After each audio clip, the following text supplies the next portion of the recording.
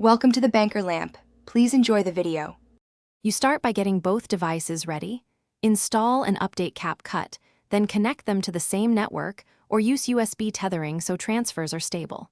Once connected, sign into the same Capcut account or enable your device's nearby share or AirDrop. This speeds up discovery and preserves project metadata. Make sure files are accessible in Capcut's media bin. If not, import source clips into a new project now. This prevents missing files later and keeps file names intact for easy matching. You'll choose the right transfer method based on your goal. To continue editing elsewhere, export the project package. To deliver a final clip, export MP4. Once done, tap Share Project and pick Nearby Share or Upload to your cloud drive. This preserves timelines, edits, and assets. If exporting video, use highest resolution and bitrate settings to avoid recompression artifacts. For large media sets, use USB file transfer or a wired connection.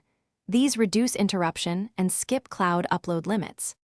You finish by importing the Capcut package or opening the MP4 on the target device. Once imported, verify the timeline, confirm effects, fonts, overlays, and that all linked media are present. Relink any missing files from the media bin. If transitions or plugins look off, clear cache and reopen Capcut. Sometimes assets fail to render until relaunched.